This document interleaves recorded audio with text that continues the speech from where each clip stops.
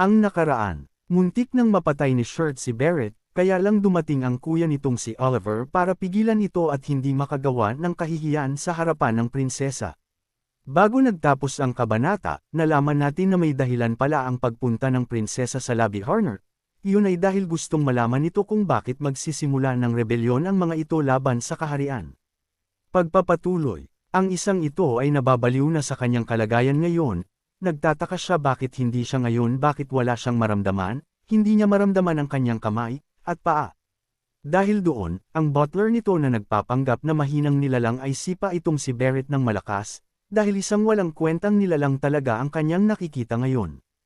Walang hiya ka, sino yan, sino kang pangahas kang binastos ako, galit na tanong ni Barrett, kaya lang parang naging baldado na talaga ito. Ang isang ito ay galit na talaga, iyon ay dahil napakasimple lang ng trabaho ni Barrett, iyon ay pakasalan si Arin at patayin ito, kaya lang hindi pa nito nagawa, kaya dismayado ito ng malala. Dito ay gumagapang ito na nagmamakaawa kay Frederick na tulungan siya nito. Hindi siya makakita, walang maramdaman sa kanyang kamay at paa, sabi nito ay babayaran raw niya ang butler pag napagaling siya nito. Ipinaalam ng isang ito na ang engagement ni Barrett sa prinsesa ay mawawala na, at hindi raw ito ang napagkasunduan na mangyari. Si Barrett naman na kapit sa binti ng butler na parang tuko ay nagulat sa balitang narinig. Nagulat rin itong butler na hindi pala pinaalam kay Barrett na pinalitan na ito na magiging asawa ni Princess Arin. Dahil doon, mas minabuti ng butler na suriin muna kung anong nangyayari sa isang ito. Napansin agad ng butler na sa panlabas ay walang problema rito kay Barrett, kaya palagay nito ay nasumpa itong si Barrett. Inilapit ng butler ang ilawan kay Barrett, na paulit-ulit sinasabi ni Barrett na hindi raw niya maramdaman ang kanyang paa at kamay. Huwag kang mag-alala, sabi ng butler, na ngayon ay tinanggal niya ang piring sa kanyang isang mata. Ayun na nga, walang hiya, ang isang ito pala ay mga alagad ni Lomendel. Ang kanyang isang mata ay may kapangyarihan ng tulad kay Boris o Hertria, sa pamamagitan nito ay matutulungan niyang makalaya sa sumpa si Barrett at mabigyan ito ng lakas. Ayun na nga, dahil sa tindi ng liwanag na kumawala sa mata ng butler ang black fog aura ni Sean rito kay Barrett ay unti-unti ngayong nawawala. Hindi lamang sa mata niya, kundi lahat ng epekto ng kapangyarihan ni Sean sa katawan ni Barrett ay naglalaho na ngayon, binasag ng kapangyarihan ni Lomendel, ang Diyos-Diyosan na sinasamba ng mga kalaban. Habang kinukuha ng butler ang takip sa kanyang mata, sabi nito na parte ng plano niya na dalhin si Barrett sa pamilyang ito, at ikasal kay Princess Arin. Ganito ang plano ng butler dahil ang angkan ng Lobby Horner ay kailangan ng pera at matinding connection sa kaharian, kaya lang dahil kay Barrett masisira pa ang plano. Kaya gigil at inis talaga ang isang ito na sinisisi si Barrett sa kababohang taglay, kaya nagutos na ito na kailangan muna raw iwanan na ni Barrett ang kabobohan nito. Dito ay gigil na ang isang ito, at isang pangalan lang ang lumabas sa kanyang bibig ngayon, at iyon ay si Shirts, kasalanan raw ito ng batang kamahalan. Sa tindi ng galit at pagnanasa nitong pumatay, nagmistulang kampa ng Diablo na ang itsura ng isang ito, talagang matindi ang galit nito ngayon kay Shirts. Sa kabilang banda naman, sa lugar ng Assassin of Mist, dito ay may kung anong usok ang lumalabas ang marka sa dibdib ng ating bida, habang nakaturo ang daliri ni Arrow rito, at nagsabi na masyadong matagal raw na natili si Sean sa Love Island. Sabi lang ni Sean na hindi rin daw niya ginusto iyon, akala niya matatapos. Yung gagawin niya ng isang linggo lang. Si Caligor na naman ay agad na sumabat at nagsabi na talagang nagsisikap raw si Sean na maparami ang mga tagasunod nito, nasabi naman ni Sean na alisin na raw ni Caligor na ang marka sa kanyang dibdib. Mag-antay ka lang ng kaunting sandali pa, mas maraming tagasunod ako, mas malakas kapangyarihan ko, kaya masiguradong mangyayari ang gusto mo, sabi nito. Ilang tagasunod ba ang gusto mo? Hindi ba sapat ang isa? Tanong ni Sean na mukhang nakakapagod pala paramihin ang tagasunod ni Caligor na. Nasabi naman ni Arrow na may saktong bilang raw ng mga tagasunod para mabalik ang kapangyarihan nilang mga goddess. Sabi ni Arrow, sa kanya ang kapangyarihan niya ay nakabase sa mga tagasunod nito na may pagnanasang pumatay, at sa mga taong gustong-gustong magtago sa kadiliman. Dito naman ay naiinggit itong si Caligor na, dahil raw sa dami ng mga tagasunod nito Arrow. Dito naman ay meho asar na si Arrow, hanggang kailan pa raw ba mananatili si Caligor na rito sa lugar niya. Nasabi lang ng goddess na pag dumami na raw ang tagasunod nito kaysa kay Arrow. Kaya lang may problema, hindi mangyayari iyon, kasi ang mga tagasunod na nakukuha ni Sean para kay Caligor na ay magiging tagasunod rin ni Eru, kaya hindi malalampasan ni Caligor na si Eru, kaya nagalit ito at mas padadamihin pa raw niya ang kanya. Dito ay may kung sinong humahatak ng damit ng ating bida at tinatawag siya. Pwede ka bang manatili na lang rito Mr. Sian, sabi ni Hastia sa ating bida, na makatingin naman ang isang ito kala mo mangangagat. Ayun naman pala, ginamit na naman nito ang kanyang tarot card, sabi raw kasi rito ay walang magandang mangyayari sa ating bida, kaya ayaw niyang umalis si Sean. Habang nakikiusap ang bata, may isang matandang lalaki ang lumitaw na hinahanap si Hastia, na para bang natakasan siya ng batang elf, at nagsabi na hinahanap raw ni Sir Ika itong si Hastia. Ang isang ito ay isa sa mga naging tauhan na ng ating bida, alam niyang may nagawa siyang mali kaya nagpapa-cute na lang.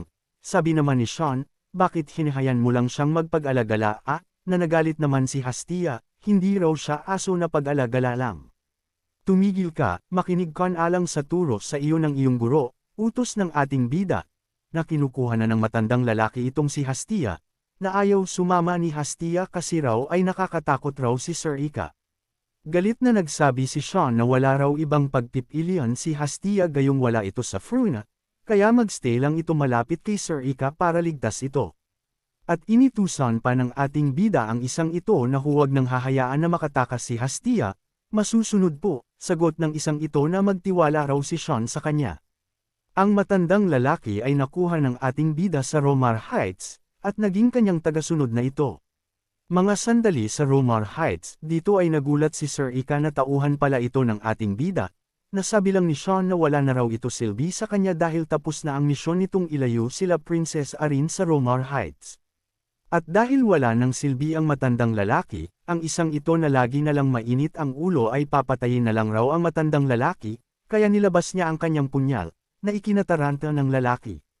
Sandali lang, may gamit pa siguro siya sa akin, sabi ni Sean na napakamot na lang ng mukha, na napatanong si Sir Ika kung anong ipapagawa nito sa matandang lalaki.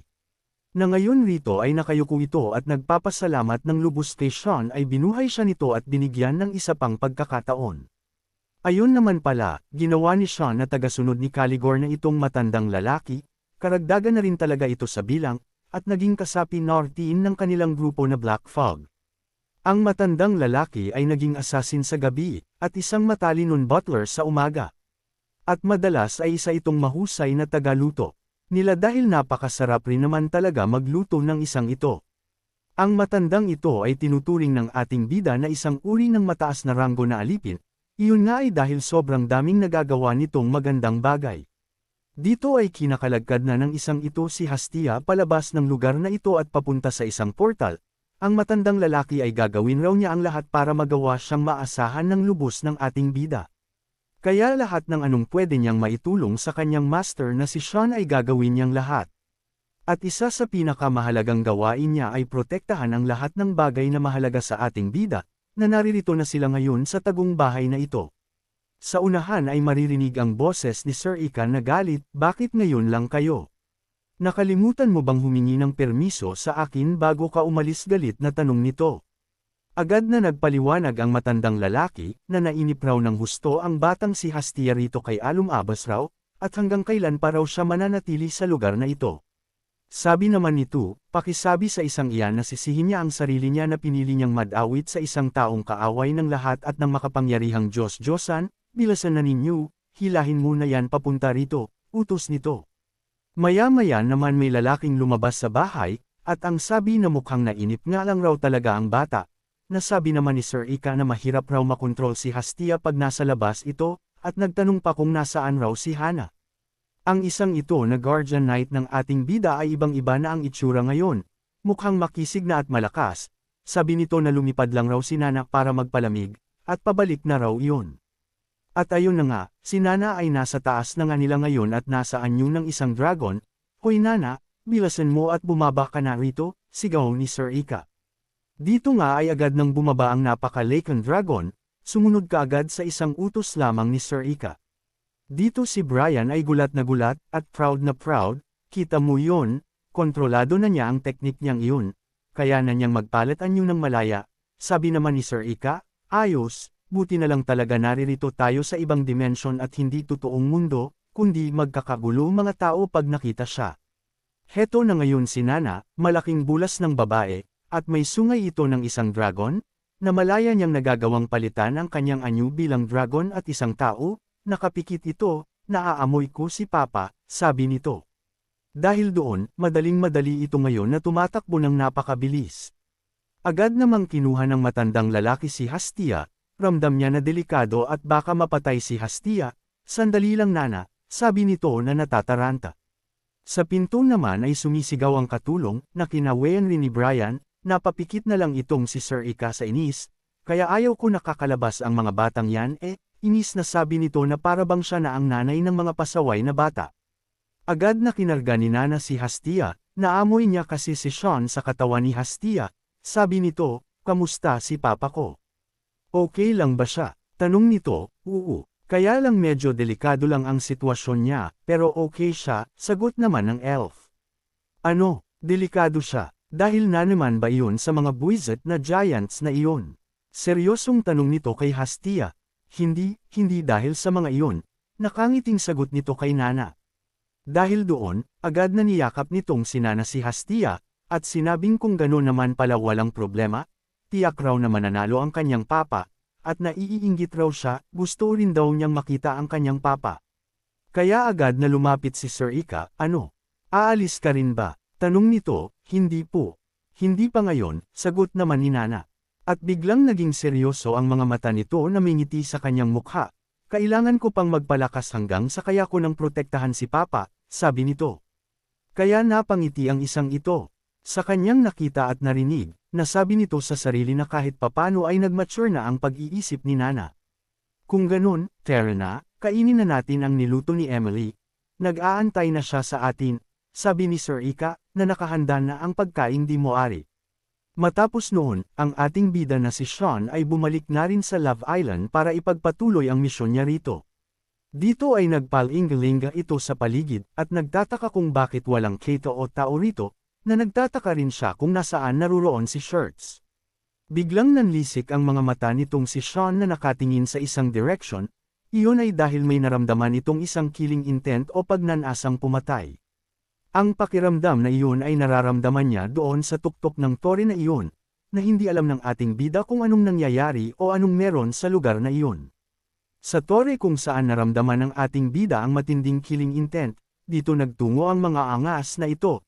Dala-dala ni Princess Arin at ni Lex Imus itong Shirts na hindi naman pumapalag ngayon, nagbigay ng babala si Shirts na huminto sila, dahil napaka-delikado raw sa loob. Kaya lang itong si Princess Arin ay matigas ang ulo, sabi nito ang mga mami raw ay hindi aktibo paggabi, kaya walang problema. Nagulat naman si Shirts kung paano nalaman ni Princess Arin ang mga bagay na iyon na kahit siya ay hindi niya alam.